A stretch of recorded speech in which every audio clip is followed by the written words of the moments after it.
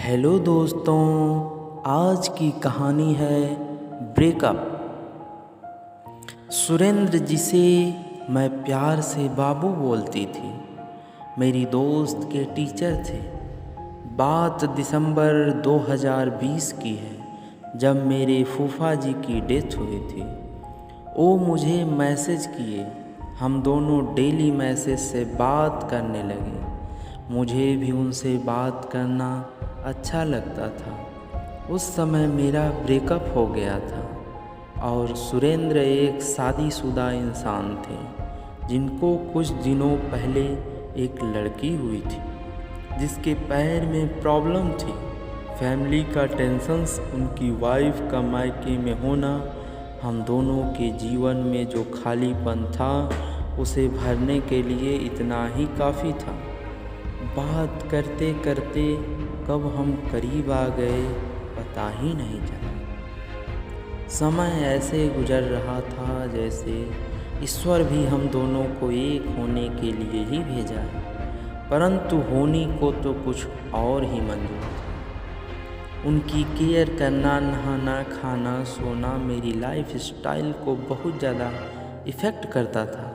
मैं दिल्ली जैसे बड़े शहर में थी और वह गाजीपुर के एक छोटे से गांव में रहते थे, लेकिन मुझे कभी लगा नहीं कि वो मुझसे इतनी दूर है। एक बार की बात है, शाम को जॉब की बात करते समय आपने मुझे गवर्नमेंट सर्वेंट कह दिया था और उसी बात पर हम दोनों में 1 घंटे से ज़्यादा लड़ाई हुई। आपने मुझे बहुत डांटा। हम दोनों को एक दूसरे से प्यार नहीं होता तो हमारा रिश्ता उसी दिन ख़त्म हो जाता।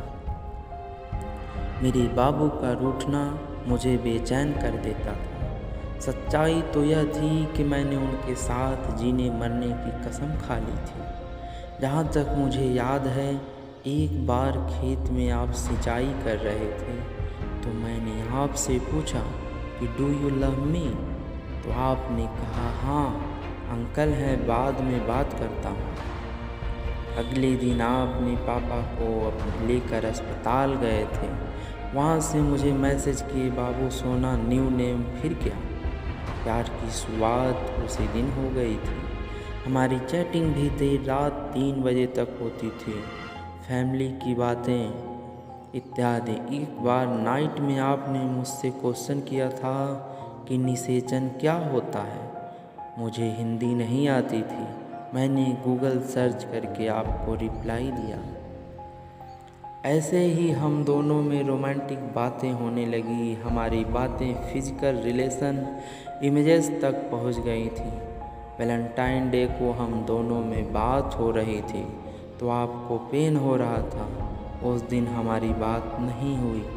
मेरा हॉस्टल में अकेले रहना, आपको वीडियो कॉल, इमेज ना सेंड करना और मेरा बार बार सुसाइड करने का डिसीजन हमारे रिश्ते को तोड़ने का कारण बना। एक दिन की बात है, सुरेंद्र के सिर में दर्द हो रहा था और मैं उनको फ़ोटो के लिए फोर्स कर रही थी तो उन्होंने मुझे रिप्लाई दिया कि मेरा कोई नहीं है, मैं मरूं या ज़िंदा रहूं, किसी को कोई फ़र्क नहीं पड़ता है।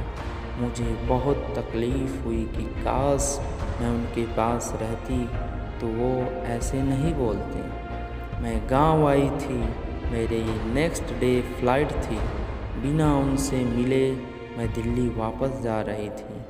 वो पहला दिन था मेरे जीवन में जब पहली बार मेरे लिए उनकी आँखों में आंसू आए थे। मैंने अपनी एक एक बात आपसे बिना किसी डर के शेयर किया, चाहे वो पर्सनल हो या फिज़िकल। एक बार रात में आपसे बात करके सोने जा रही थी। उस दिन मुझे कुछ अच्छा नहीं लग रहा था। मैंने 4 बार आपको मैसेज किया, बाबू मुझे आपसे कुछ बात करना है। आपने रिप्लाई नहीं दिया। 24 मार्च मेरे रिलेशनशिप का अंतिम दिन था, जब आपकी फैमिली के लिए मुझे अपने प्यार को छोड़ना पड़ा। मुझे डर था कि मेरे साथ एंजॉय करने के बाद अपनी वाइफ एंड डॉटर को छोड़ देंगे तो उनका क्या होगा। आपसे रिश्ता तोड़ने से पहले मैं 3 घंटे रोई थी। 4 बजे मैंने आपको मैसेज किया कि आपकी वाइफ एंड भाई मुझे गाली देते हैं, या तो आप उनके साथ रहो या मेरे। आपको वाइफ छोड़ना पड़ेगा। आपने मैसेज किया इम्पॉसिबल, और मुझे जो चाहिए था वो मिल गया। आपको पता नहीं होगा, ये सब मैंने जानबूझकर किया था, आपको अपनी फैमिली के साथ रहने के लिए। आप हमेशा के लिए मुझे गलत समझकर बात करना बंद कर दिए। सुरेंद्र से प्यार होने के बाद मैंने किसी और की ओर पलट कर भी नहीं देखा। मेरे लिए उनकी एज जस्ट नंबर थे।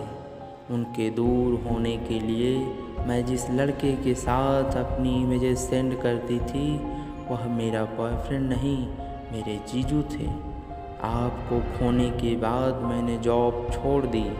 मेरे जीवन में अकेलापन का ऐसा अंधेरा छा गया है जो मरने के बाद ही दूर होगा। आपसे दूर होने का दर्द कोई मुझसे पूछे, मेरा एक एक पल दम घुटता है। मुश्किल हो गया है जीना। आपकी यादों और तस्वीरों के सहारे मैं अपनी ज़िंदगी गुजार लूँगी। आप जहाँ रहो खुश रहो, लेकिन मैं आपसे जुदा होकर कभी नहीं खुश रहूँगी। दोस्तों, ये कहानी आपको कैसी लगी कमेंट में ज़रूर बताइए। Thank you so much.